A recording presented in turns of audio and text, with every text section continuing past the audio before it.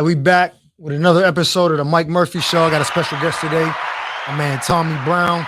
Man, this dude done a lot. I'm not even gonna give you the credits because I'm gonna let him tell his own story. But yeah, make some noise for my man Tommy Brown, man, out of Pittsburgh, Steel City, huh? Yep, appreciate that, man. So look, man, I start the show off, kind of the same way I tell people how we met. This is the first time we ever meeting in person. Yep, 100%. But we met on Instagram, whatever. You reached out, was asking where I'm from. I'm like, oh, we both from the same city. Yep. And I didn't even know who you was, which is crazy because once I started like looking into you, I was like, oh shit, this motherfucker, he got some shit. You know what I'm saying? Yeah, I like his character. So I seen that. So but that's how you met, like I said, Instagram, which make the world seem 100 times smaller. Yep. So yeah, that's dope. So you from Pittsburgh, you're a producer, right? Yep. And so, songwriter. So I know you got your start in Atlanta. When did you leave Pittsburgh to get to Atlanta? I left. Well, it started kind of in Pittsburgh when I was in high school. My dad had passed away, and that's how I started making beats. I kind of used that to get away from it, and I ended up signing a deal with a local record label, Panama Records, and I was producing down there. And when I turned 19, I literally just packed my stuff in the car and was like, man, I'm just going to Atlanta. A lot of stuff was going crazy in Pittsburgh. I was like, I want to really take the chance to do it. And what year was that? 2005? Yeah, 2006, I think. 2006? Yep. Yeah, because like I said, Pittsburgh is a small city. Yep. So I was like, how do I not know this dude, especially, and we're going to get into why.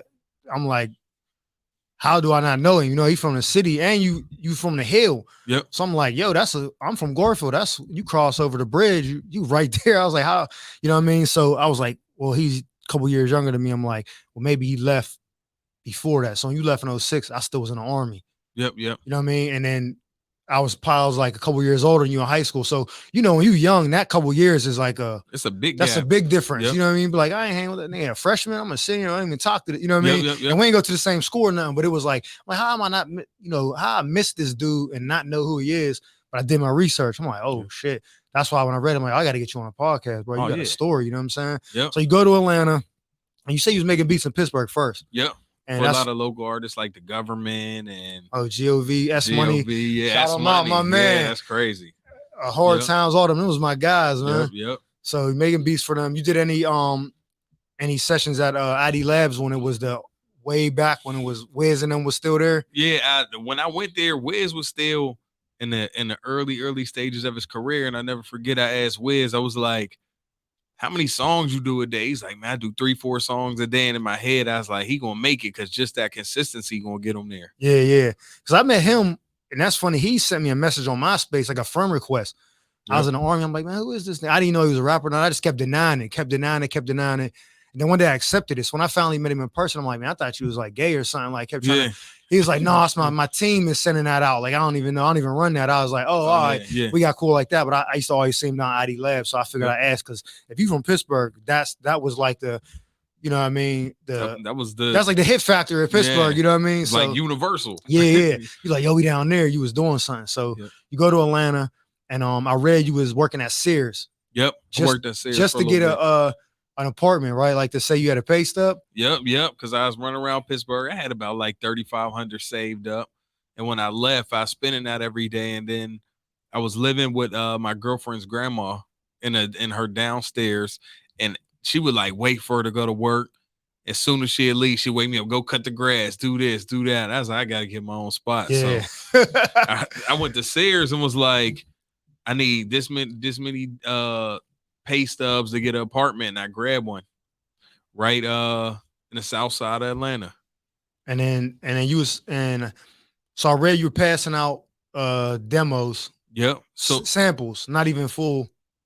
Nah, so it's crazy. So I was like, as soon as I moved to Atlanta, I set my equipment up. Whenever I move, the first thing up is the equipment, last thing down the equipment. Yeah. So I was like, I'm gonna make 20 beats, and I'm gonna put. I was a fan of Biggie, so I took Crack King from the End of the 10 Crack Commandments, and I put it all over the beat so people couldn't rap or sing. Yeah, you couldn't steal it. Yeah, so I would burn about 50. Remember them CDs, 50 spindle? Yeah. The plastic tub. They don't know about that no more. You just pull them off the joint, put the cap back on, and Maxells and all. Yeah, I was like, yo. So then I was like, I'm gonna burn 50 of these every night and pass them out. And then I remember one night I passed it out, and this dude like threw it on the ground. I was sick, and his boy picked it up and was like, "I might need these." And from there, he was engineering for Gorilla Zoe and for Young Jock. Hold on. So the dude, the homie violated, threw it on the ground, and somebody else picked it up. Like, let me check it out. Yep. And he was the engineer for Young Jock and Gorilla Zoe. That's how I got my first cut. That's crazy. So you had contact. I'm sure you had contact information on her. Yeah, and my phone number. They reached out. People still got them CDs. They still send me pictures to the day. That's crazy. So that goes. So how long was you doing that before that happened? Like, how long was you in Atlanta before you got that call from them to make a beat for them? Probably a year, because I was passing beats out. I remember I sold my first $100 beat, and I was like, "It's on." It's like the first day in the trap. You like the first person coming there. So I'm like, yeah. So I was like, yeah, and that was probably about a year. And how much they pay you for the beat they work with, that they bought? Who, Zoe and them? Or no, I ain't get paid for that. Yeah, I was just giving them beats. Take these beats. Yeah, because some people, like, in comedy, it's the same thing. Like, in the beginning, you doing shows for wings and drinks and shit. You know what I mean? They ain't paying you. Like, I remember my first show in LA, I got paid like $25, and that was from the club, because the club had like a responsibility. But like regular, like they had it like, oh, we having a little at this venue. Nah, bro, you ain't getting paid. And then you asked them, like, what? They looking at you crazy. So the first time I ever threw a show, I paid all the comedians, and I paid them way more, not knowing. Mm-hmm. Like, they was like, oh yeah, good look. Are we coming to all your shows? Yeah, whenever you need me, bro. I'm like, okay. And I was like, damn, that's all right, the same price. They was like, yeah, for sure. Then once I started really working, I was like, oh, I was paying too much. They should have just been doing it on the strength, you know what I mean? Yeah. But people don't like to put in that work. Sometimes you got to give away free shit. Yeah. Your time, whatever your talent. Yeah. Before you get paid for it. Yeah. I heard that from a lot of people. So you're doing that for a year, you in Atlanta.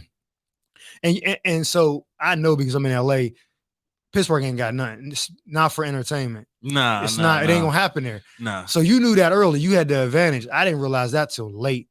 Like, we just talking before the show. Like, I only been out for 3 years. I'll be 39 in June. It's cool though. You got time. So yeah. So my path is different, but I went to the Army right out of high school, 18.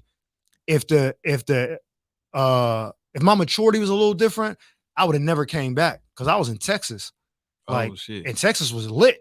This is when Mike Jones and all them was, Paul Wall was. Yeah. That was going crazy. I was down there for that era, living through it. So it was like, New York got their time, Atlanta got their time. All these different cities had a time when they was like the thing. I was in Texas when Mike Jones was going crazy through the roof. And you got Houston, Dallas, San Antonio, Austin. You got all them places. And I was down, and I was like, I bought an S500 Mercedes. I was like, I can't wait to go back to Pittsburgh, show my niggas what I got. That's like a Bentley at the crib. Oh, especially back then, because now cats is getting Rolls Royces and stuff. Yeah.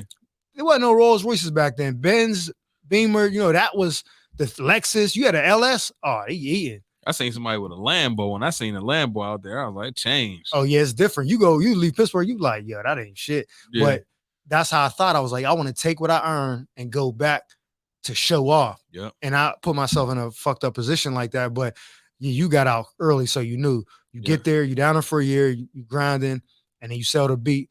When did you decide it was time to leave a job? Like, just... Oh, no. As soon as he called me and said they needed beats, I ain't even count the cash register. I left. I walked out and said they gonna call me if they need me. Hey, that's crazy. Yeah. Oh, y'all need beat? Oh, yeah. Hey, fam, I'll take a break. Oh, no, I didn't even say that. I just they called. I walked to the side. I said, yo, he said, man, you got beats. Zoe needs some beats up here. I said, yeah. And I just walked out. Got my car and drove off. Threw the name tag in the back. That's your last job you ever had? Last job I ever had. That's amazing, dog. That's shit crazy. Like, I was like, never. I was just telling my man back home yesterday, I seen a post where this dude was saying, like, don't let them fool you. You could keep your 9 to 5 and still work on your business. And in some instances, yeah, that makes sense, because if it's not taken away from the business, cool, you do that so you get bread. But I seen Joe Budden say this a long time ago, like, I'm never really going to take you seriously until you really just say, I'm done with that, and this is my focus, because being broke will get you more creative than ever having money. 100%. You might be willing to take a risk because you're like, oh, if this don't work, I still got my paycheck. Yeah. But it ain't never going to be the risk you're willing to take when you ain't got no bread. Because when you ain't no bread, you like, yo, I could take this little risk, or I can go for for broke. Yeah. And that's when you really reach the success because you like, I got rid of the safety net. Yep. So when it was time for me to move, it was like either New York or LA. I was like, man, if I got to be living, I was living good back home. I was like, I live in the suburbs, out plumbing shit, bunch of white people, nice house, 2-car garage, gay. I had the house, the American dream. I'm like, if I got to let that go and live something less, I ain't going to be in a place where it's cold weather like Pittsburgh. Yeah. I'm going to the beach. And in Pittsburgh, if I say, in New York, if I say, yo, this ain't working, I could be home in 5 hours. Yep.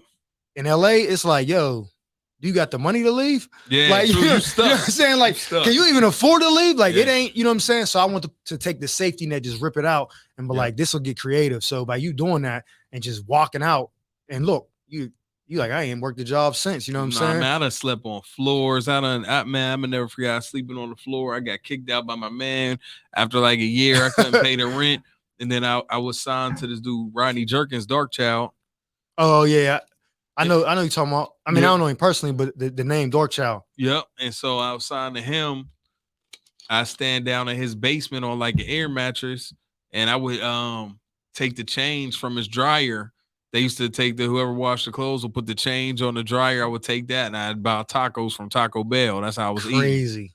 So I walked down Taco Bell up on Western. He had a studio over there. And shit, I was like, I'm gonna make it no matter what. And this is out here or in Atlanta? No, this is here. Oh, and so how long was you in Atlanta before you left to go to LA? I was in Atlanta probably like 2-3 years. I'd say 3 years. Yeah. And I was in there and I started getting recognition. I was like working with Young Jeezy and Ludacris and a bunch of those. 2 Chainz was like one of the first artists like I worked with, and still my boy to today. So that's crazy. Yeah. Look, before we started, I was talking to Keith, the producer, engineer. I'm going through the list like, yo, he worked this person, this person, this person. He like, damn. I'm like, yo, this is like, I was blown away. Like, bro, this shit. Like, we got what, 21 #1 billboards, or it's more now? It's more than that, but I know I have a wall with 21, but I know I got some more that I still 22, because if you count, I had 2 myself, so I count those as 1, but it's 2. Okay. So yeah, because once we talked about doing it, I was going through the Instagram scrolling. I'm like, damn. Then I seen you had cars that I liked. I'm like, oh, he like me. But I seen the wall. I was like, man, this is it. I'm the type of person, I get excited and get happy for other people's success. Yep. Same. Some people hate that, but I look at it like, oh, if he could do it, why can't I? 100%. I ain't in the same field as you, but it's like, we came from the same city, yep, same opportunities. If he could do this, why can't I do what I want to do? And I see that like, oh, this is it. So I was scrolling through like, oh shit, hell yeah, that, you know what I'm saying? And you work with Ariana Grande for all 6 of her albums. Yep, and then we did a little Christmas EP too. So make it 7, but 6 albums in a Christmas EP. Dog, you moving, dog. That's what they call it. These young dudes, you got motion. Yeah. Hey, it's crazy because I met her so randomly, and it just go to show us all in your mindset. Like the first day I worked with her, I know they were like, you're gonna work with a girl from Nickelodeon and then Nick Jonas. And in my mind, I was like, yo, I'm gonna work with the Jonas Brothers. And then when I met her, her voice was so incredible, and we connected. We had 2 sessions back to back, and then my girl dropped me off at the studio and took my car. My car engine went on the way back to the house, so I ain't even had no car. It was before Uber. Damn. So I had to get somebody to drive me to the studio, which I thought I was going to cancel. And I played her these other beats, and she was like, yo, I really like these. And we connected, and we just started doing records together. This is before she had like a big hit. We did a few songs, and then when we came, she was just working. We did like a little Christmas song or something, and then we came back together. She had just got a big hit with Mac Miller. Yeah. And I looked at my email, and she emailed me. And I was like, oh, man, that's my homegirl. So we got back together and got in the studio and just been working ever since. She wasn't as big as she is now when the relationship first took off. Oh, no. It took the just being there, being a friend and building, because a lot of people be wanting to go and do Rihanna and Jay. Go right to the top. Yeah. And then like with a lot of time, man, you got to invest in your people, the people that's investing their time with you. Yeah, that's how you really do it, because people want to go and be like, yo, I want to go do the big movie, man. Better shoot this low budget film and figure it out. Look how Kevin Hart started out. Oh, I just shot a movie last year, and I'm actually got some pickup scenes I got to do tomorrow. And basically it was a low budget film, you know what I mean? And then I was like, I'm doing it. It's my first movie. And I'm like, Kevin Hart did Paper Soldiers. Yep. And if you would have looked back then, you'd probably been like, man, what is this? It ended up being a cult classic for the hood. Yep. But to movie people, they would have looked at it and been like, but then they see the impact. So it's like, yeah, you got to start somewhere. Like when I started with the podcast, the first person I was going to get was a super big name, because what I was trying to do was pitch this show to a network to get basically put on, you know what I mean? Yep. And so I was like, if I come with a big name and get it on a strength, you know what I mean? They do it. And I'm like, yo, I got this on my own. If you got a budget, I could get, the interviews will be crazy if I can get better people. I just wanted to show them I was good at it. And the person never really got back to me, and they're busy. So I understood. So I was like, nah, you know what? I took Issa Rae's advice. I'm like, yo, I'm starting with the people that's on my level or maybe slightly above and bring, you know what I mean? Because then you grow together and it's like, oh, I've been with this dude since the jump. You know, I did this, you know, and I was like, oh, so I took her advice on that. And I started reaching out to the people that I felt like I could get, you know what I mean? And then I'm like, yeah, I got to get him from the city, and he's doing big things.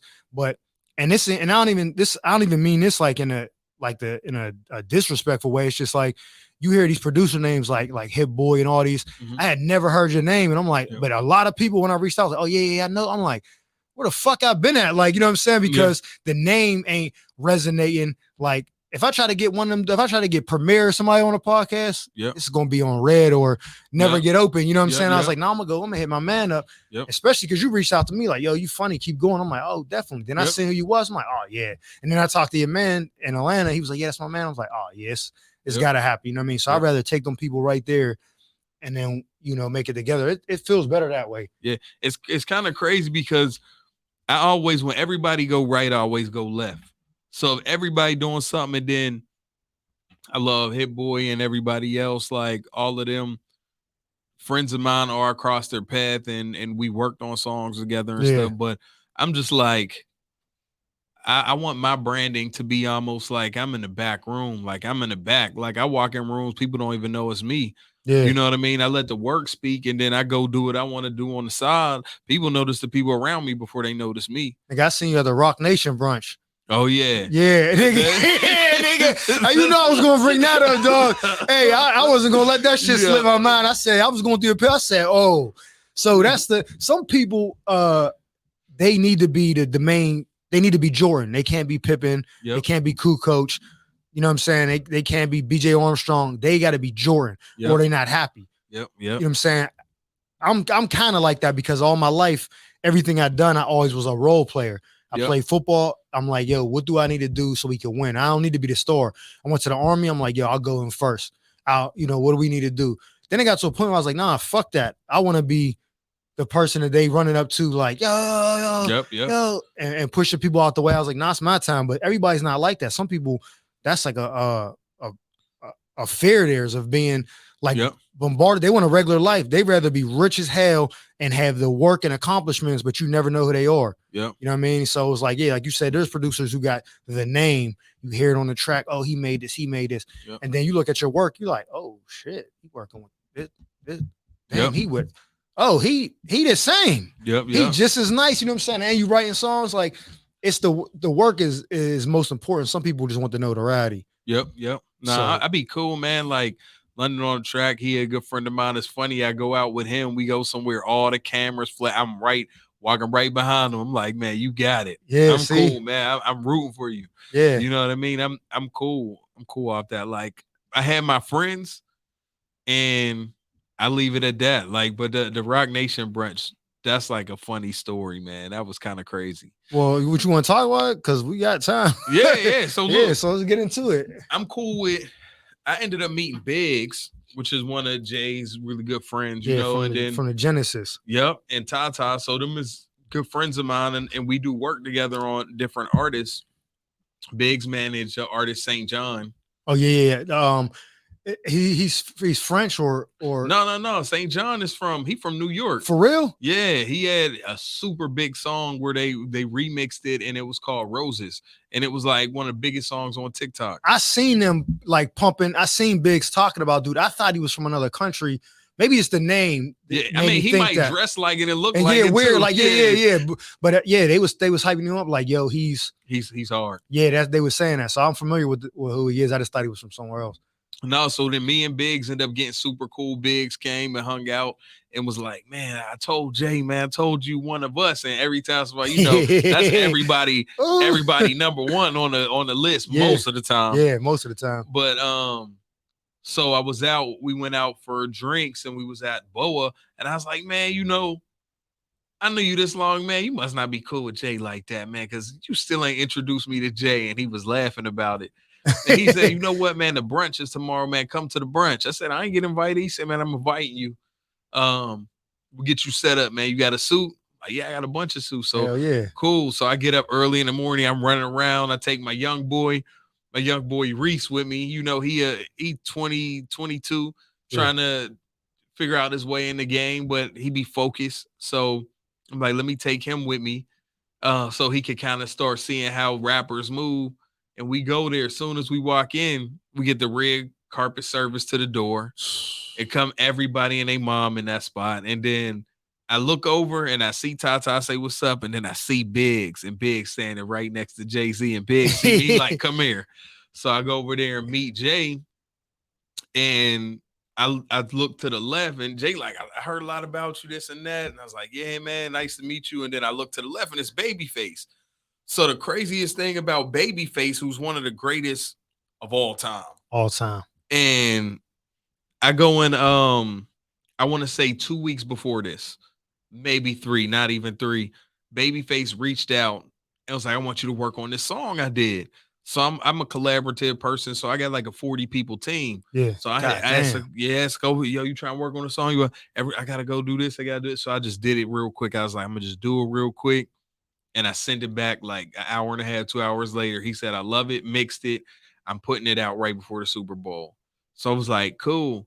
And then when I seen Babyface, he texted me and was like, "What you need from me?" I was like, "Bro, I don't need nothing from you, bro. Keep me in mind for anything that you ever think about doing. You know what I'm saying? Let me be a service to you. You did so much for the culture." And so it's so funny. He's sitting next to Jay Z when I go up there. And that's why I always tell people move with a sense of urgency, because if I wouldn't have did that, what if I wouldn't have sent that song back and ran? Man, he a bullshitter. Yeah. They told Jay, "No, I try to get this dude. He passed up on opportunity. He dropped the ball." Man, what? I walked in and seen Babyface. He was talking. He said, "What up?" And then his girl's real cool. They was like, "Nah, sit on the couch. You supposed to be sitting here with us." So it was Jay, Babyface, and me sitting on the couch the whole time. I was like, yo, when I seen that shit, I was like, oh, I'm definitely bringing this up, because that's the last couple of years. That's the thing where people be like, "I got to get to the Rock Nation." It's like a status thing, you know what I mean? Yeah. And people always, so when I see him, I'm like, damn, he had the shit. I'm like, that's crazy, man. What that was like, and sitting on the couch, just Jay drinking his drink, me and Babyface trying the different drinks, and we was just like, Babyface leaned over like, "Where'd my girl go?" I was like, "I think she went to the bathroom." He said, "Man, I've been holding it for hours. This is a moment." Yeah. I said, "Me too." A moment. Man, what? I wasn't going nowhere. There's like, you wasn't getting up off that couch. There ain't no way I'm getting off the couch. Hey, look, engineer laughing and shit. Yo, I'm telling you, look, now you sitting there, you like, yeah, you start talking, like, yeah, so you know what I mean? Exactly. It don't even matter. Yo, you got that P dance, you moving your legs and shit. You like, yeah, so da-da-da. And then they was like, "Yo, Beyonce about to come in, just scoot down a little bit so Beyonce got room." Yeah. I was like, "I'm gonna run to the bathroom real quick, because I'm definitely not missing that." Yeah, for sure. That's crazy. So to the date, is that one of your best experiences in your career? Man, I just, you know what? I take it day by day. I try to have my best experience every day. Man, that's dope. Yeah, so I could go and have that. But in like monumental moments, that was crazy. I was just like, I'm next to Jay and Beyonce and Babyface. But like, you're gonna work with him now. It's I don't have no doubt about it. It's gonna happen. It's gonna happen. You already know. It's just a matter of when. Yep. And I try to tell people, based on what you said, is like, I always tell people, I'm like, yo, the memory is always better than the moment. Yep. Because even fucked up times, you look back, you can laugh on fucked up times, but in the moment, you're like, this is foul. Yep. Like, I ain't nothing funny about this. But when you look back, like, oh man, it was a good time. So it's like, I try to appreciate the moment as much as possible. Yep. So it ain't that much the memory's not that much better than the moment because people don't live in the moment. You be sitting there and you be just, going through the motions and, oh man, I can't wait to get to here. Like, yo, just enjoy right here. Yeah. Because you're gonna look back and be like, yo, I remember we was here in the studio one night and it was this person, Jay came in. You gotta, you know what I mean? And sometimes we don't do that if the person or the moment ain't big enough at the time. Like if it's Jay coming, of course, that moment because you had the Rock Nation brunch. Yep. But if you'd have been just at a regular restaurant and let's just say an up and coming dude comes in, he's not a nobody. You talking, y'all, oh, this is my man so-and-so. Yeah, sit with us. All right, you talking some cool. Then it end up being the next, Chris Brown. You're like, yo, I was at dinner with that dude 15 years ago. Yep. Now that memory way better than when you was looking at him like, who's dude? You know what I mean? So 100%. I try to appreciate the moment, you know what I'm saying? So when the memory come, I'm like, it was dope then, it's dope now. Yep. And that's a hard thing the memory gonna be fly, but that moment is crazy. Man, that's 101. It was because every artist. So I work with so many artists, so every artist gonna go shake Jay hand. Yeah.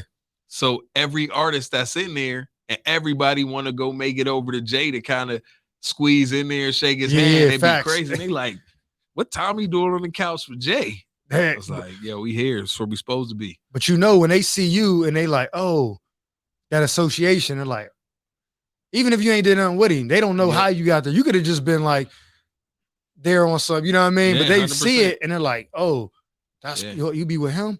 Now you didn't increase your, you know what I mean? Yeah. And that's dope right there. Man, I felt like respected because I feel like if it wasn't no respect, you wouldn't be sitting that close. Hell no. Yeah. I think Jay just letting anybody, the thing that makes him so, I mean, he's dope, but the thing that makes him such like an anomaly is he's inaccessible. Yep.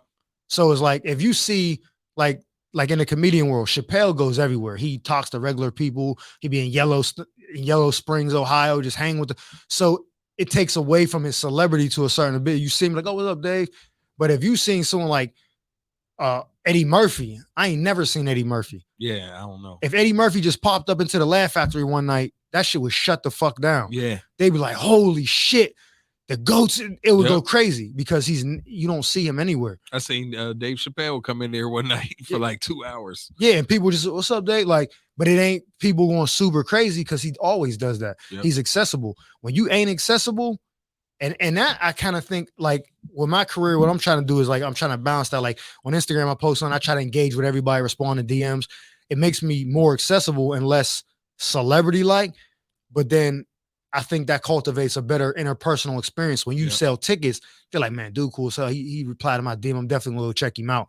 But then when you kind of become like asshole-ish, people be like, nah, dude, I know he seen my message. And I don't want to be that. I want people to be likable, be like, nah, I got to go see that dude. So it's a fine line of being too accessible and being an asshole. You know what I mean? Yep. So I'm trying to find that balance. But yeah, for you like being in the cut and back. But that moment right there, you can't be in the cut too much longer. Popping up at the Rock Nation brunch. Yo, it'd be so crazy because it'd be like, I feel like with me, if you know, you know. If you don't, I'm just that, like, why was he there? Like, I'm like, okay, he must be in the entourage. He a cousin or something. Yeah. But when you know, you know. Yeah, and that's a good thing. Yeah. So what do you want to see next happen in your career? I think for me it's always been about my team. So I like when my team pulls up in fly cars. Yeah. I like when they able to take their parents out where they are and put them in good places. I just think I like seeing them win. So I like building the people around me to be on the same level. Because if I go broke, who gonna pick me up? Yeah, Dame said that. He said we all got to be each other's crutches. Yep. If there's one person at the top, they fall. Everybody fall. Yep. But if one fall, we could all pitch in.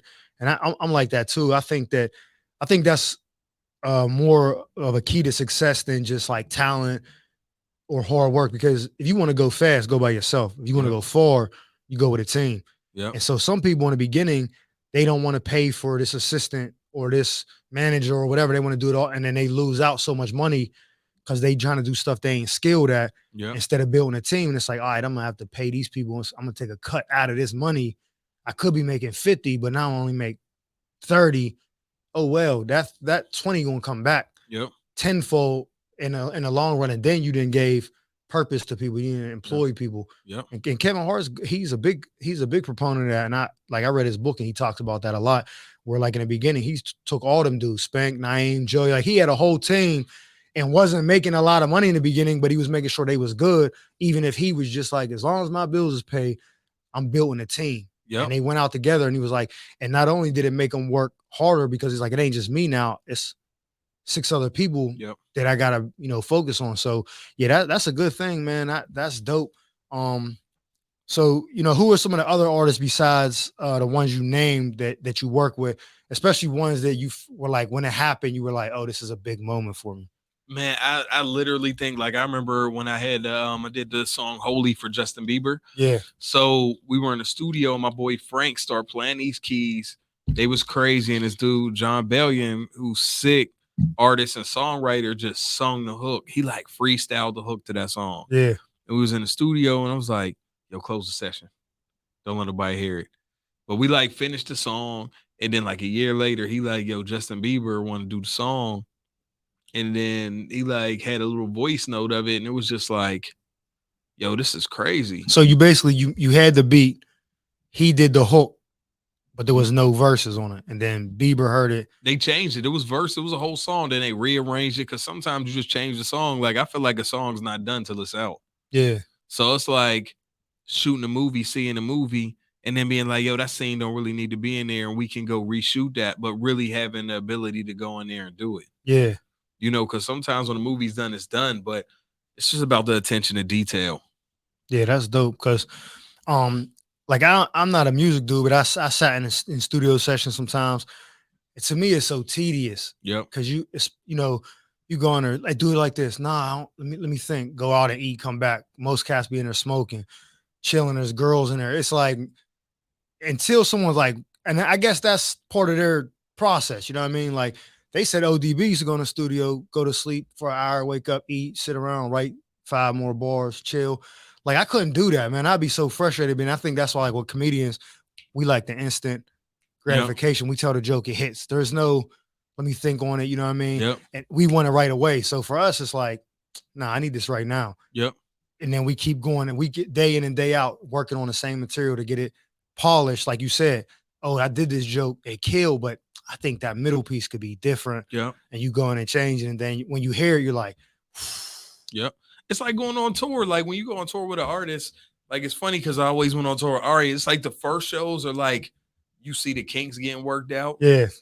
And I feel like it may be the same for comedians. Like you do the first, second show. Like I don't feel like if Kevin Hart's specials filmed in the first time, it's later down the line. Yeah. Most comedians will do it towards the end of the tour, and some will do it right in the middle.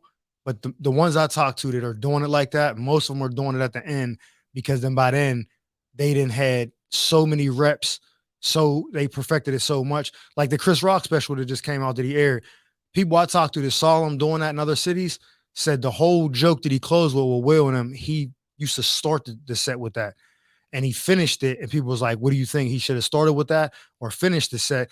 And I was like, well, for the purpose of him streaming it, I think it was good that he finished with it because everybody knew it was coming. Mm-hmm. If you shoot your load in the beginning, they might tune out, not want to listen to the rest or whatever. When you in an arena or a theater or whatever, they have to sit there. They ain't just gonna get up after the first joke and then walk out because they don't want to hear the rest. They're gonna listen. But when you got people at home streaming, oh, you gotta drag them on to the whole thing. But again, he been touring that for months now. Yep. You know what I'm saying? I talked to Kev last year in February, I believe. Yeah, the beginning of February, I talked to Kev at the Laugh Factory, and he's telling me he's like, I got 56 minutes. I don't have a whole 60 yet. I'm working on it. And he was torn. That was a year and a month ago. Mm-hmm. Now he's at the end. You know what I mean? He already, I believe he either just shot or he's about to shoot the special in Vegas. But that's a whole year. That's 13 months later. Yep. You know what I'm saying? He said he had 56 minutes in February last year, and he was just getting out working the material. And you would see him, he would pop up at the Improv, all these places, and be trying it out, gauging to see how it worked, get with his team. Oh, yo, this hit, this didn't really hit me, change this. What about this? And now he's shooting a special 13. It shows you how much goes into making it the polished work of art that you get at the end. Yep. And some people think you do one studio session and that's it. No. I take that song and work, because there's a difference between a beat maker and a producer. Yeah. Like beat makers, a lot of them, and not saying some beat makers aren't producers, but they make the beat, the artist jump on it, and that's it. But a lot of the times, with like in the pop world and like the R&B world, you taking a song and you changing shit and drums and making this reverse sounds and all these things to make it okay. Now it's climactic. Now we got a beginning, middle, and end. Yeah. Like it's the same. I feel like it's comedy. It's like it's the art of storytelling. Like when you making a beat, you from the start of that sound to the end of that sound is your time on stage. Yeah, for sure. So it's like I'm performing. I got to perform my best in the middle, give them the climax, make sure we finish out right. It's like a book. You That's, making it the finished product. You're not just giving. So let me ask you this, because I've seen this, and I'm not really familiar with the process that goes into this.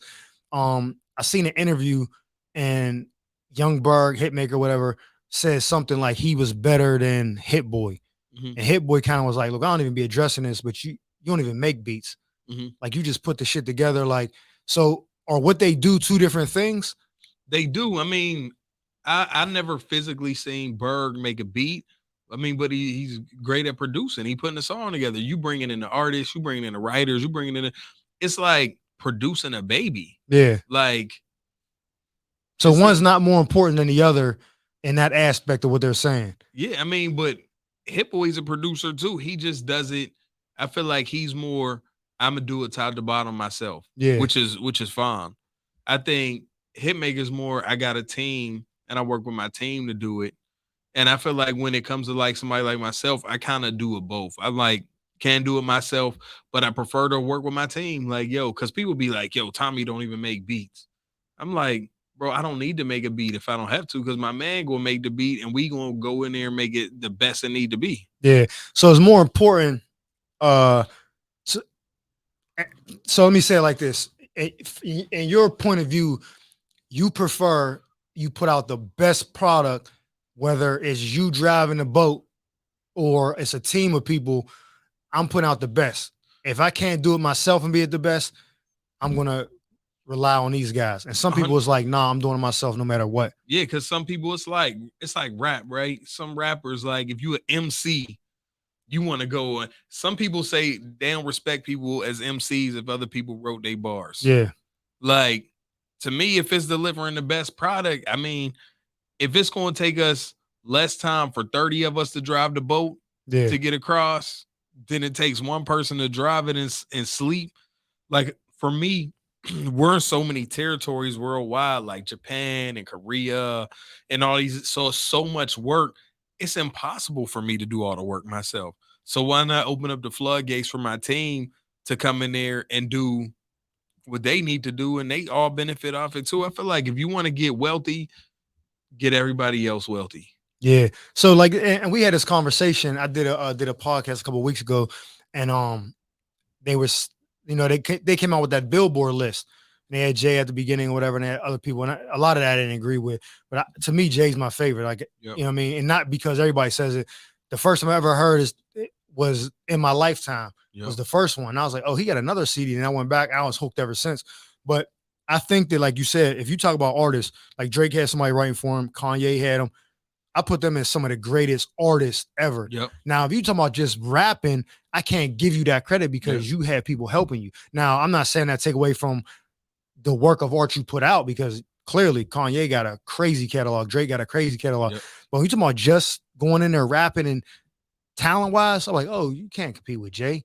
You can't fuck with Nas or Big. Like, they didn't have people, that was them doing it. When you have other people, then that takes away from you. But if you talk about just the whole package, they're like, oh, these dudes are up there because they're putting out quality. You know what I mean? Like you said, even if he did this, he did that. Like Jay might have someone write his hook, but we ain't talking about hooks. We talking about the lyrics. You know what I mean? And so I think that's like you said, I think there's two different discussions. Yeah, I think that's the forever debate, man, is the artist versus lyricist, because it's like, if I look at Kanye's first couple albums, and in my mind, he wrote them lyrics. He was wearing everybody out. In the first couple, but if crazy, them first three joints. But if the later albums, he got people coming in there because he probably too big to even like. I feel like once you get too big and you realize, like, look, man, I'm trying to do shoes, I'm trying to do clothes, I'm trying to, man, I don't got time, man. Write it, I come to the studio and cut it.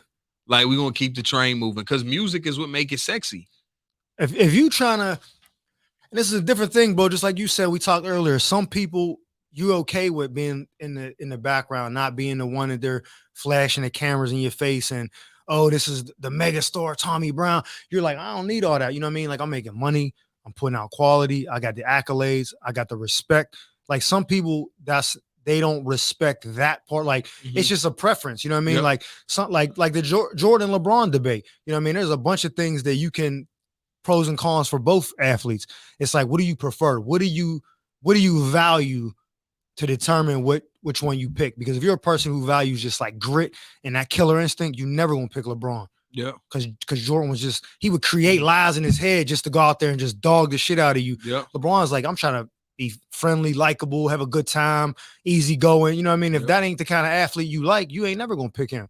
But if you look at just solo, just what he's doing, you're like, I'm never picking Jordan. This dude will dominate. He's 6'5", he's 6'8", 260. Like he could do this. You know what I mean? It's just you have to ask the person, what are your metrics that are using to say who's better? Because if your person is like, yo, who did it by themselves, then nah, you got to get Drake and Kanye out of there. You got to get Lil Wayne out of there. You know what I mean? A lot of people you got to get out of there. But if you say, yo, who overall impacted, had the best stuff, then you put them all back in. And that's a different story. 100%. And I tell people there's artists and then there's just MCs. And oftentimes they ain't the same.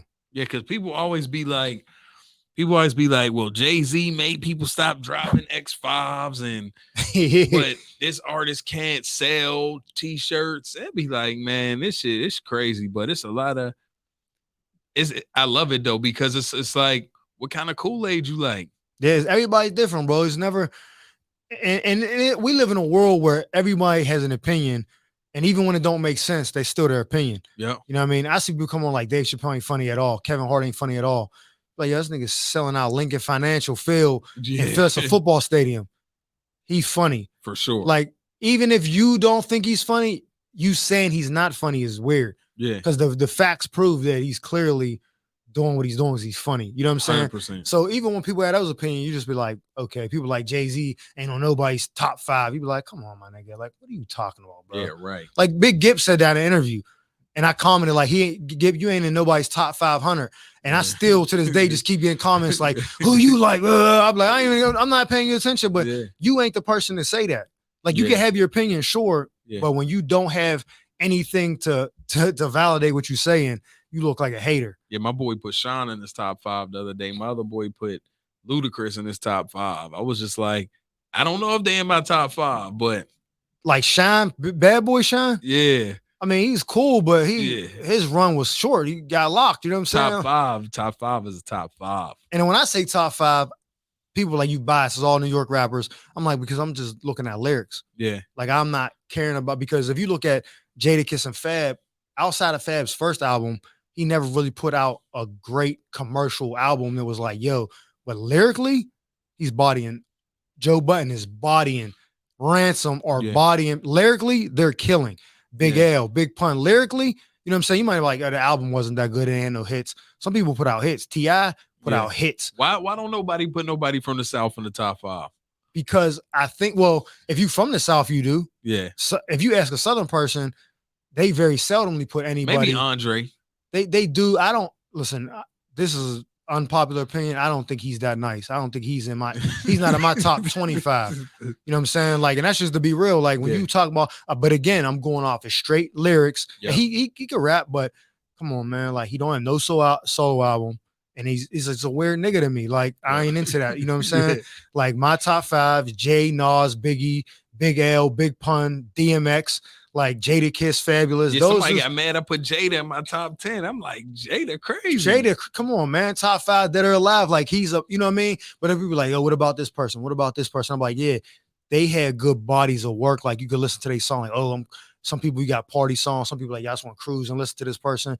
Yeah. When you like, oh, you heard what he? No, rewind that. You heard what he said? Yeah. You're not getting that from most of them Southern rappers. Yeah. You know what I'm saying? Lil Wayne's probably the one. They would say some stuff. You like, yo, go back. What did he say? You know who got me off guard a couple times too? 2 Chainz. Because he would say something and I'd be like, man, what do this mean? And then you got to do the research. He's like, okay. I like 2 Chainz. But, you know, it's like when it comes to that, Now, Yeah. if I had to pick my top 5 based on like the whole thing, still Nas, Jay, and Big are still the top 3. But I got other people. Like I would have Kanye in there. I gotta put Drake up there. Drake would be in there. You know what I'm Yeah. saying? Like, even though I don't like his personality, Yeah. his music, I'd be like, oh, like Yeah. he's that back to back, this to Meek Mill, that if that didn't let you know what he was about, Top 5 this all time. For sure. So it's like with music is, it's all subjective. It's Yep. What you like, because if you like just rugged rap, you might be like, yo, MOP in my top 5. You like MOP, yeah, they was talking about this, and you be like, oh, okay, Busta Rhymes. These are people who are great, but he's like, what are you looking for? What are the characteristics? Yeah. And so I think it changed, but it's always be controversy. Yep. I can make a post right now, but like, here's my top 5 rappers, everybody else will suck, and that shit have 1 million views in a week because people would just be arguing with me. Fuck out of here! You ain't got T.I. on there, nigga. You corny. And then that's the kind of shit that goes crazy is this controversy. So it's one of them things and shit. But so besides Jay, who do you want to work with in the future? Because I believe in this manifestation, and I feel like you said, and I put it out there, it'll happen for you. You know what I mean? Yeah, I mean, especially if you believe it. I would do an album with Kanye. I mean, it's a few people, but I would do an album with Jay, album with Kanye. I still think to me them is the top 2 to work with. But it's so funny. I was talking to my boy about manifestation today, and it's like, yo, all you got to do is go get it. Like I go see a Lambo, and I'm like, I'm about to go get it, but I know I got to make 30 stops before I go get it. Yeah. So I might got to go sell this beat and do this and that. So it's just like I tell everybody, just go get it. Whatever you want to go get, just go get it. Like I said, when we started this, if I see somebody doing something, I'm like, oh, he could do it, I could do it. Yep. Or he could do it, I could. Or why? Not even if he could do it, I could do it. Because sometimes that comes off as like you looking at the person like, oh, if he could do it, I know I could do it. And that's not what I'm saying. I mean, it's like, yo, if he was able to do it, why can't I do it? You know what I'm saying? Like, why am I not? What's stopping me from doing the same thing that he's doing? Some people look at it and be like, oh, he only did it because of, you know what I mean? Some like the Rock Nation brunch picture, somebody could see that and be like, oh, he only there because, and they try to discredit whatever. They not even taking into account the 50 CDs a night you burn to get the first introduction, the working at Sears just to get pay stubs to get out of your girl's grandma's house. Like they never looking at all the sleepless nights, the long process to build up to this connection, got me this connection to this, and now I'm here. You know, be like, nah, you only here because of this. That's some hater shit. Yeah, 100%, man. And to me, it don't matter. I just be like, yo, you can feel how you feel. You ain't gonna see me. I'm gonna be somewhere in Malibu, be somewhere out the way. I ain't hanging out at the clubs. I ain't doing none of that. I'm gonna just be hanging with my people, my team. You know what I'm saying? Having good lunches, good dinners with my partners and business partners. Like outside of that, I just kind of let everything else just linger in the air. And bro, and you said something that just resonated with me. Like you don't see me in the clubs. You see me doing nice dinners, lunches with my people, Malibu, bro, the beach. I'll be out there just relaxing. It's like I'd much rather have a day where I'm like, yo, we went here and ate good. We talked about this, than be like, yo, the club was a movie last night. I'm that shit is tiring to me. Like I don't want to be there unless I need to be there for some reason. Like, oh, they paying me to come, I'll go. You know what I mean? But just to be hanging out, I'll be like, nah, bro, let me go. I'll be in the club. Like, why do people even be wanting to be here? The bottle's 30% markup on a shit, 300% markup. People like, damn, I was in Phoenix for the Super Bowl. I had got booked for a show out there, and I'm in the club. Michael Blackson's in there, and they paid him to be there. I was just there, and I'm looking at the menu, and I'm like, yo, the rosé is $500 for Moet. I'm like, this is $75 in the store. I'm like, I can't. The financial frugal side of me was like, I got it, but I ain't paying that shit. Yeah. Like I want to get to a point where they're like, yo, bottles is on us. What you want? That. And that's what my goal is. Like, I'm not going out till the shit's free. Exactly. You know what I'm saying? Like people be sending, once my pay start taking off, people start sending, yo, what size you wear? Yeah, here. They sending me shit. They sending me, and I'm wearing this shit like, oh, I'll wear this shit. Cause I ain't a clothes dude. Like I don't be like, oh, I need these Dior. I don't care about none of that shit. You know what I'm saying? I got pants from Old Navy on right now. I don't give a fuck about none of them clothes. No, you know what? I used to buy clothes and all that stuff. I had got my house and I looked at all my clothes, right? I pulled everything out and I was like, this got to be $1 million in clothes. I said, there ain't no way. It's all type of name brand shit. I don't wear shit with tags on it. Shoes. I'm like, I got 300 pair of shoes. I wear 5 pair of shoes. Yeah, that's how I am. Yeah. So it's like, then I'm like, you know what I'm gonna do now? I'll get shoes that's like under $200, and all my outfits I'm gonna get from H&M. So I go and get the t-shirts and matching sweats from H&M, and I wear that. Anybody that know me know I wear it every day. The people come in and tighten up the crib every couple weeks. They take all the sweatsuits, they fold them in pairs, and I just take them, match t-shirts, match the sweatsuits, and put some kicks on with them. And that saved me so much time of trying. Everywhere I go, I dress like that. Unless I have to go to like a red carpet or something, I put a jacket over it. I'll spend money on like dress, like I'll get like a Tom Ford suit or like some Louboutin dress shoes. But I'm not buying the tennis shoes, like unless it's just one day I'm just like celebrating something crazy and I'm like, I want to look nice.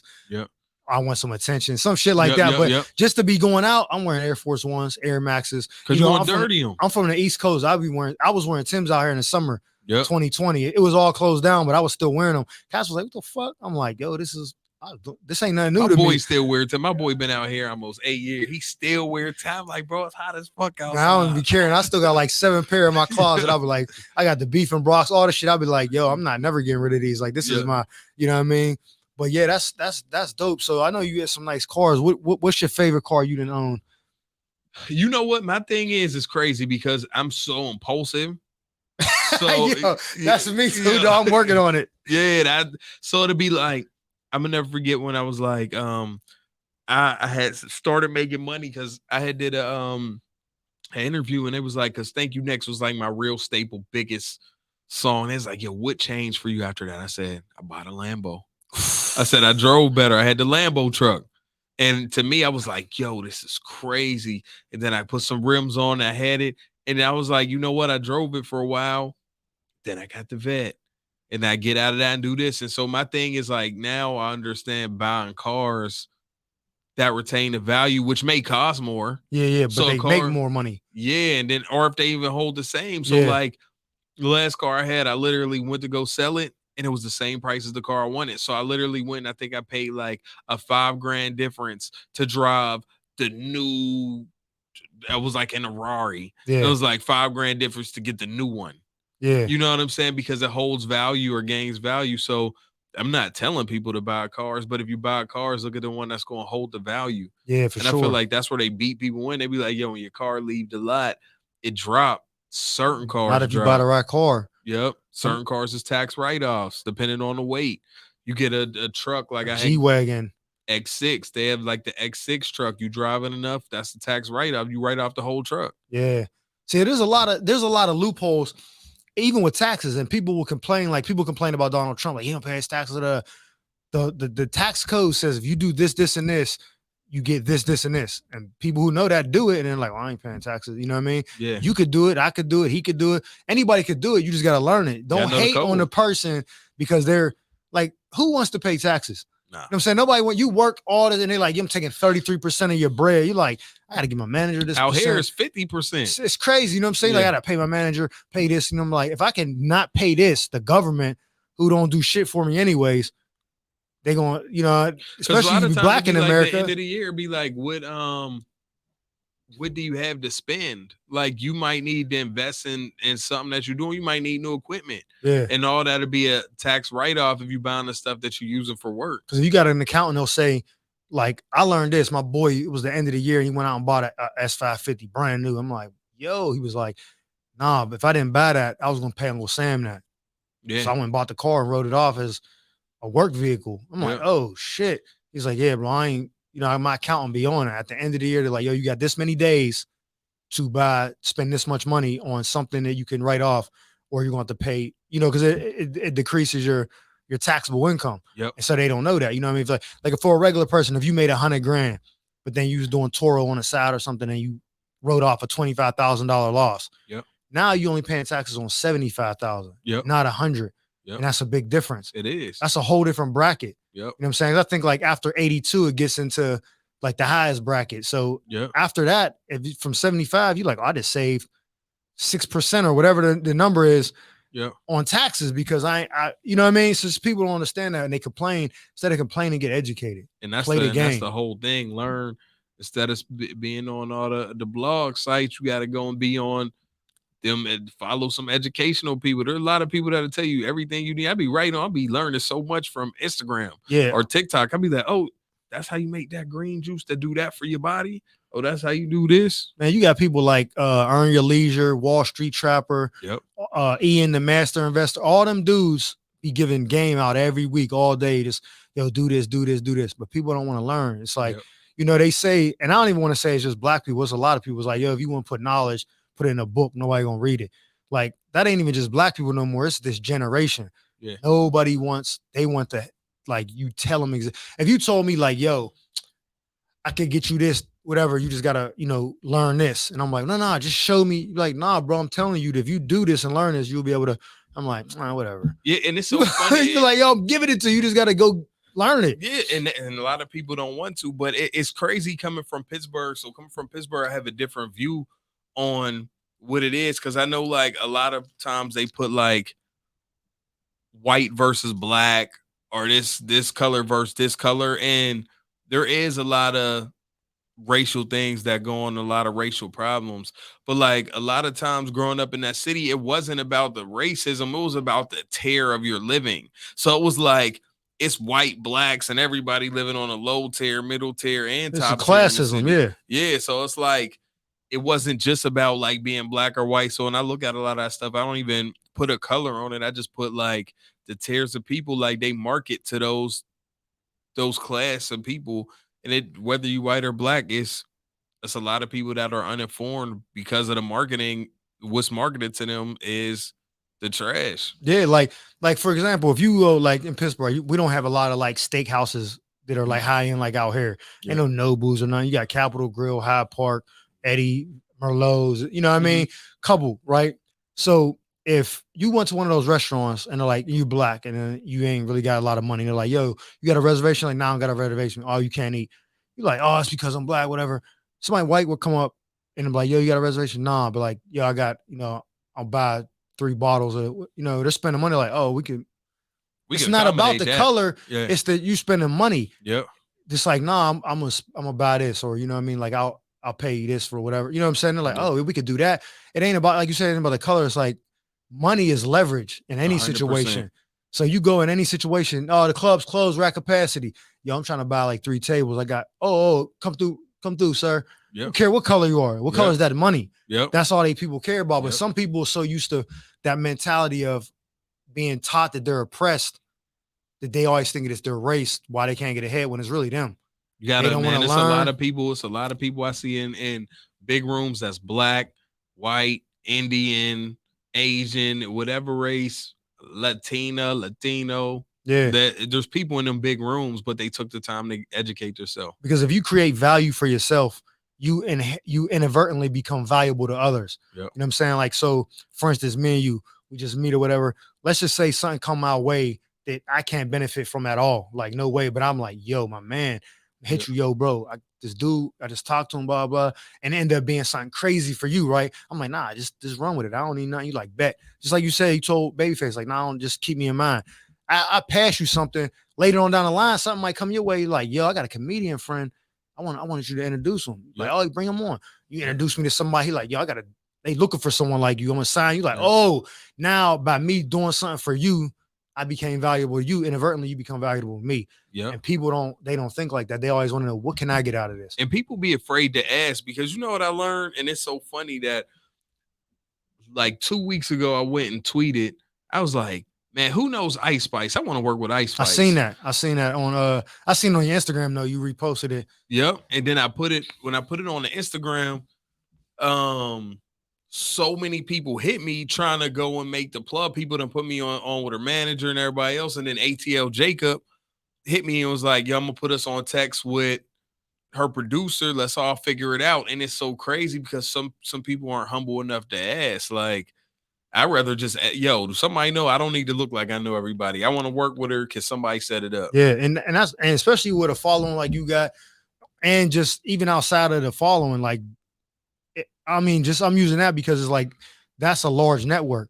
You put it out, somebody knows something, you know what I mean? Yep. Oh, yeah, I see that. You know, that spread like wildfire on social media. Now, if you had 500 followers, it might sit right on that timeline. Yeah, it might. You know what I mean? But Yeah. but you know a lot of people too. You could reach out, like you say, you be like, yo, you got any connection? Yeah, I'm cool with her producer. Yeah. Oh yeah, plug me in. That's how it works in this industry. You know Yep. what I'm saying? And I'm starting to learn that. Like, I'll ask anybody. Yep. I've met comedians that were like starting a tour, and I'm like, yo, I'm a big fan. Not like lying either, like I was. Yeah. And I'm like, you got a feature? You got a host? You need somebody? They're like, nah, but I can introduce you to this lady. She can get you on her show out here. Yep. All right, let me do that then. You know what I mean? Nobody wants to ask because sometimes they too prideful, or they don't like can't take rejection. They feel like if I ask and they say no, I'm gonna be like broken heart about it. Like, no, they say no, just all right. Yeah, Instagram made it all about the highlight reels. Everybody looking for the highlight, and I be seeing people. I be like, I know you ain't doing how you showing that you doing. Yeah, but I'd be like, it's all right to not be all right. Yeah, because everybody goes through a period where I think that's some people say that like people who come up with like in wealthy situations or money or influence, whatever, they have the advantage. In some way they do. Yeah. But people like us who grow up and didn't have shit, that's way more of an advantage because if you take away that person's backing, they don't know how to do shit. They're left alone. But you take away someone like us, we're like, all right, we'll figure it out. It's the hunger. Because I had to figure it out my whole life. I'm equipped with that ability to survive, the resiliency. Someone who's been given everything their whole life, you take something away, they fall apart. You know what I mean? They're like, oh, I don't know how to do this because what am I supposed to do now? Figure it out. Well, my dad always, or my uncle, you like, you don't know how to do this? No. Yeah. That's where I think our advantage comes from. Yep. And I think why, I mean, you were already successful. I think that's why I'll be successful because nobody giving me shit. No, you going for it. Like even with like what made it like what made you change to be like, yo, I'm gonna be consistent on social media? So, and that's a good question. I never wanted to be on social media like that. Like I looked at it like, man, this shit corny, like trying to post and all this. Like I just want to do shows. And then a comedian of mine, he passed away, rest in peace, David Arnold. I was talking to him.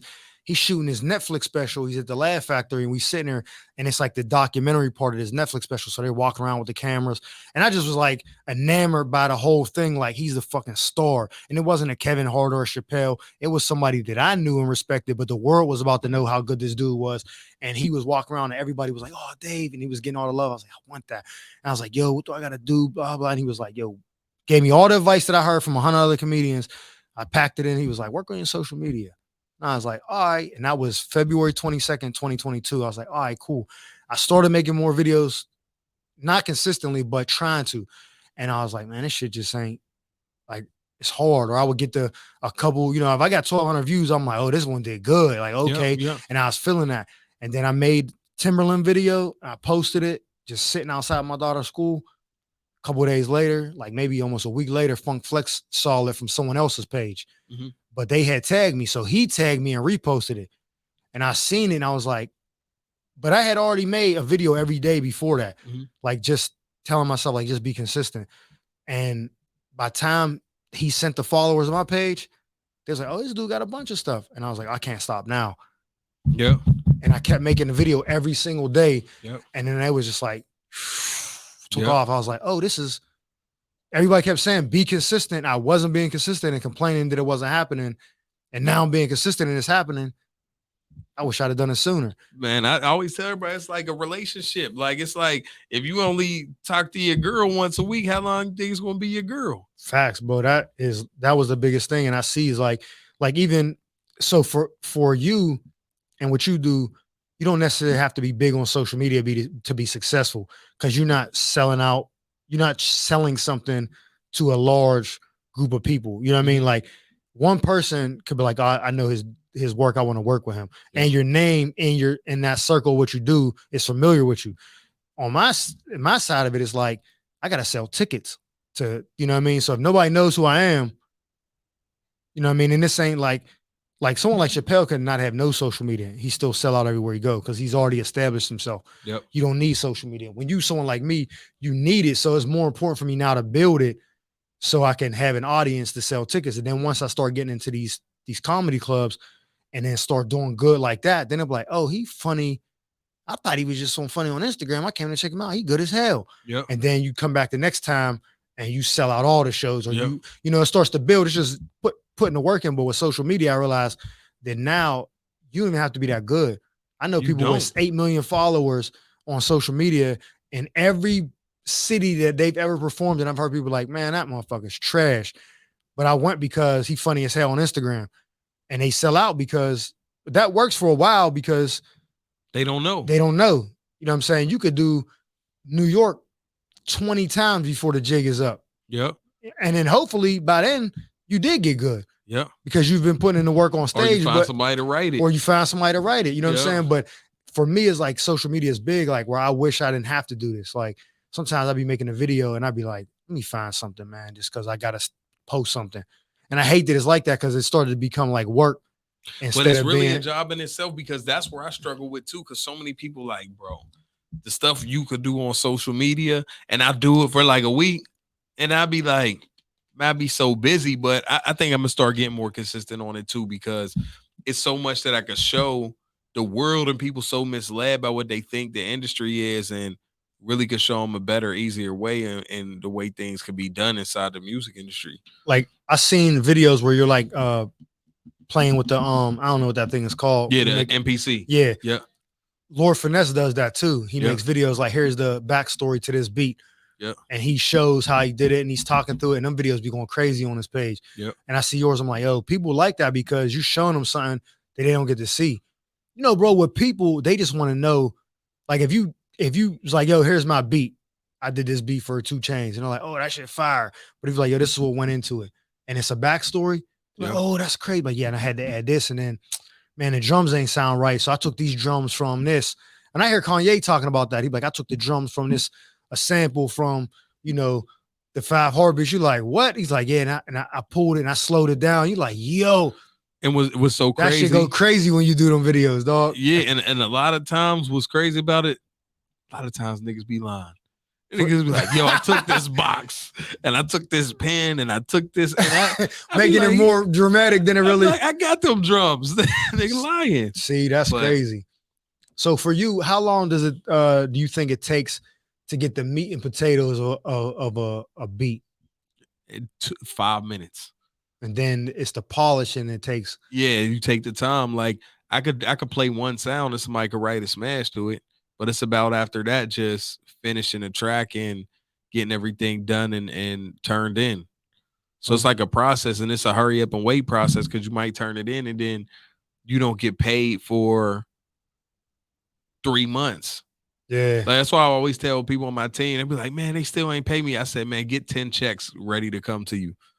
Like, line 10 different things up so you be getting the checks consistently 6 months from now. Yeah. Because it takes so long to do the paperwork and everything else. I'd be like, man, this song have been out 6 months, but when it come, you be like, oh, I forgot about this. Yep. Crazy. That's how I try to line it up. I'm like, how can I always look at how can I go figure out a deal, something that's like yearly, annually. Yeah. Like, how can I go figure out if I go to this company and they say, we want to give you $500,000. How can I say, yo, I want you to give me $100,000 at the top of the next 5 years? So then it spreads it out. And if I can do that with 10 companies, then I can ticket every year. Yeah, you can go in and figure it out. So that's like my thing. I always try to break the money up because like people want this lump sum of money and then Uncle Sam ready. Yeah. I think what I was trying to do with my brand is I was trying to get like a brand ambassador deal from like one of these liquor companies because that the Timberland video was the first video to go viral, but not on my page. Yeah, it went viral on Funk Flex's page. Yeah, now on my page got like 2 million views, but the first one that went viral on my page was a liquor video. Yeah, and when I studied it, because I studied it, like I'm not just on social media just shooting in the dark. I'm seeing what works, what does better. And what I realized is that relatability works better than being funny. Yeah. Because you can say the most funniest thing ever. A video that's relatable will do way better. And I'll test it. I was telling my man Keith, I'm like, I just put out a video about Walkmans and the CD books. Just how earlier we were talking about the spindle of CDs. He was like, they don't know about that. If I made a video today and was like, yo, and talked about that CD spindle, people like, yo, I remember them. It would go crazy because it's nostalgic. It triggers. They're like, yo, remember this? They start sending it to everybody. So I made the Walkman joint in a CD book. Like, yo, they talk when the kids got iPods now. They just switched the song. We had to lean over the 6-disc changer, all this. Man, that video is at like almost 600,000 views Yep. in like a week. You know what I mean? It's like that stuff.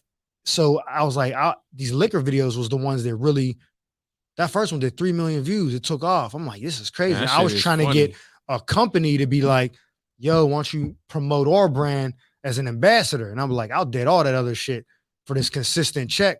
Yep. And I'll just focus my comedy on other stuff. I don't have to talk about other liquors except y'all. And some of them don't want to, you know what I mean? One company was like, I don't know, we're trying to do this. And I'm like, all right, whatever. But like you said, I want the long term. And then a company reached out, wanted to pay me like $300 for a video. And I'm like, nah, what I charge for that is way more, but I will be a long term. And we just couldn't come to an agreement on Yep. it. But I want the long term. I don't want that quick pay me right now. I'm like, no, I need something over, Yep. you know what I mean, to sustain me until the next thing come. And you keep adding up, like you said, you get 10 companies to give you a check every year. Then you're like, oh, I'm doing good. That's all I'm trying to do. I'm trying to get as many companies that I'm trying to go and figure out how to go line it up to go do it. And I put my people on, yo, go over there, they'll do this, go over there, they'll do this and do this. Cause we did the song together. If they're going to do this for me, they'll do it for you. Yeah, you see like Kev be doing it. He put his boy Boss, the trainer he worked with, Yep. in charge of the fitness thing, and then he's putting his people in different positions so they can get their own bread and they not like, you know what I mean? That's dope. I got a couple more questions before we get Yep. out of here. I don't want to hold you up. Yep. You got any regrets in your career? Like one thing that stands out that you're like, man, if I could have not did that or did that, things would be a lot different. I think a regret. Let me think. Something that I regretted.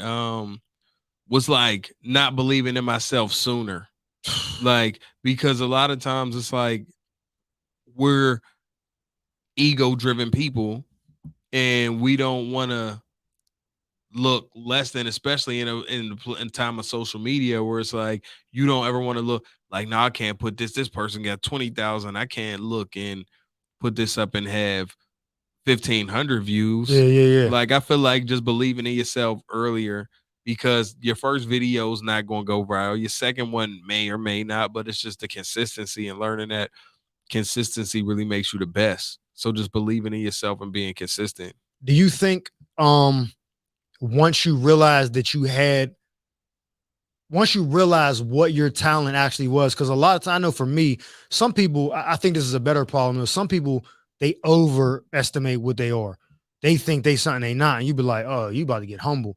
Then someone like me is like, I can do something, and when people are praising me, I'm like, nah, it ain't. It could be better. And they're like, bro, what are you talking about? Like, no, it ain't as funny as this. Or, you know what I mean? Mm-hmm. Do you think that once you realize, like, oh, I'm that dude, that the work became better? Like you was able to like basically have a confidence that made you be able to put out just crazier shit that was like, yo, I wasn't even doing shit like this before when I didn't believe myself. Now that I know my talent, my ability, I'm able to do something way better. Man, I think, in my honest opinion, I think I haven't even had that moment yet. I think I still push to be better and learn more. I want to still have the learning curve that I had when I was 16. So I push to have that learning curve always. Because if I know everything about it, then what am I here for? I push to be like, okay, I don't know how to do this. It may take a week to learn how to do this. Let me take a week and learn. So like even with, I would have never thought I would have like a 40 people team. I'd have never thought that. But in my mind, it's like, what happens when we even expand that? What happens when we have 5 artists of our own in the top 10? What happens when we do that? So I always want to push to still learn. And I feel like each week I want to go and give a ticket to each person on my team, a ticket to fail. Yeah. Like, yeah, I'm gonna give you a ticket to fail, so that one thing you do that you believe in yourself, and if it's trash, that's your ticket to fail. Fail at it. Yeah. Like, because people be so scared to be like, I don't want to play them a beat that don't sound like a hit. No, I want to play me something that sound like you. And if you feel like you're gonna fail, it's cool. I push people on my team to fail. Like, do something to where you fail at it, because you're only gonna get better. Don't only do shit you good at.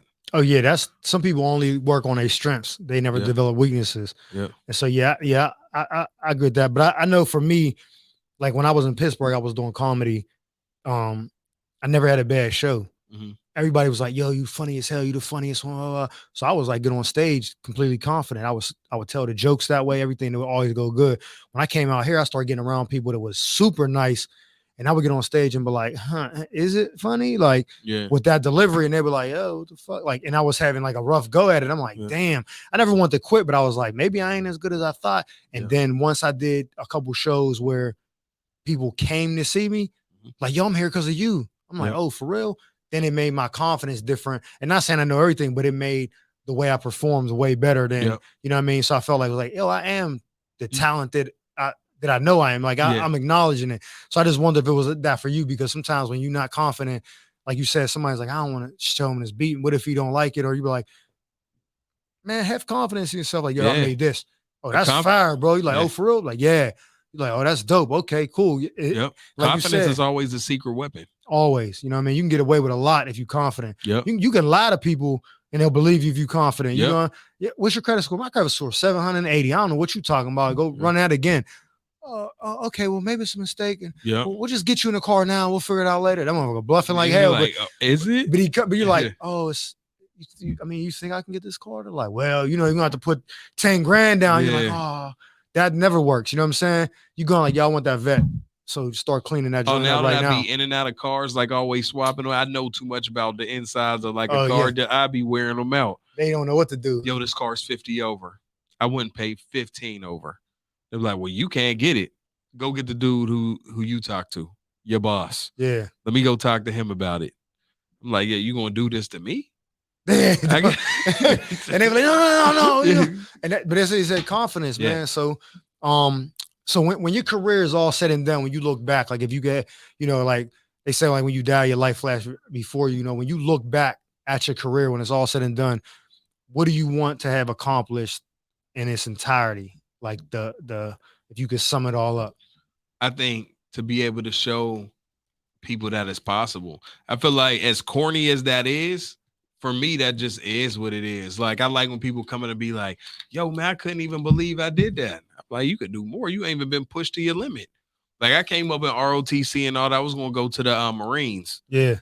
So it taught me so much about being pushed to a limit of everybody at a comfortable point. Like, you got to see where you can go and step over the edge. Yeah, for sure. So out of all that stuff, if you say, y'all want, you know, 70 Grammys or whatever, you know, it's like out of all that, you'd rather just be like, when I left a message where people was like, I could do it. I believe it because I seen him. Yeah, I think it's everything created by man turns to dust, even the creator. So I feel like at the end of the day, if you can pass that message live way longer than the Grammys live. Yeah. Because that may be passed down through generations. That's dope. That's dope. So you got anything that you want to promote? Anything coming up? Anything that you want to do? I mean, you know, us over here, Champagne Therapy, we're doing our thing. We got a lot of creators, a lot of people really doing their thing. Just excited that we got a chance to be here. Yeah. You know what I mean? They cracked the door. We kicked it open. But you launched that like what, 2019? Yeah, 2019 we launched it, and we actually failed at it. And I'm not even going to say due to the pandemic. I feel like we went and started a label not knowing really what it was. But I feel like now we kind of regather and really like people don't even understand when they see it. They're like, oh, I know him. I know him. Yeah, they all with us. Yeah. So it's like we moving. So I just appreciate the opportunity to being able to get back up. That's dope, man. That's resiliency. You just let the people know where they can find you at on social media, website, whatever. Just, you know, plug your stuff in. So I want them to come, and even if only half the people I know come, you know what I mean? I want a lot of people to know who you is, because like I said, I didn't, and I was like, nah. Once I did the research, I'm like, nah, he deserves the flowers and the recognition, because a lot of people know, man, coming from where we come from, this is not like when I told you I was going to LA, it wasn't even that they was hating. They was just like, what? They never seen it. They've seen, we got some NFL players, you know, that made it to the league. Yep. So they've seen that work, and they know that's possible. But to say I'm gonna do comedy and acting, they're like, to say, yo, I'm gonna be a music producer. Yep. Besides Mailman, which he from your same hood. Yeah, my dad found Mailman. Oh, for real? Yeah, he gave him his first beat machine. See, a lot of people don't know that, but besides him, there's not a lot of people, big producers. You be like, oh, he's from Pittsburgh. Yep. We don't have a lot of people coming out of our city doing entertainment like that. So when you tell someone I'm going to Georgia, I'm going to LA, they're like, man, you sure? And I came out here, bro. My daughter was 10, just me and her. So we picking up and sold everything and drove across the country.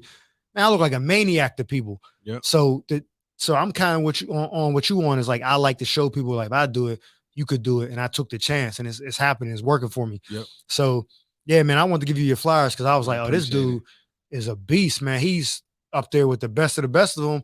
And I never even heard of him. Like, that made it more like interesting. I got to get him more. I got some questions because I didn't even know who this nigga was. Like, and we from the same city. I was like, no, I got to shed some light on my man. He, he's doing big things. And I'm proud of you, man. Especially after talking to you now and getting to know you more. We going, and in the future, we got each other's number now. So we're going to see it's just Hollywood. We're going to be, in the same circle. So I appreciate you coming on. So yeah, just tell me social media they can find you and we'll make it happen or whatever. Yep, you can find me at TB Hits anywhere on TikTok, on Instagram, wherever you need to find me. I'll be right there. TB Hits, Champagne Music, Champagne Therapy. Music. That's it, man. That's a wrap, man. Another episode, man. I appreciate you coming on, brother, man. I wish you nothing but success and prosperity in all your future endeavors. I appreciate it. That's it.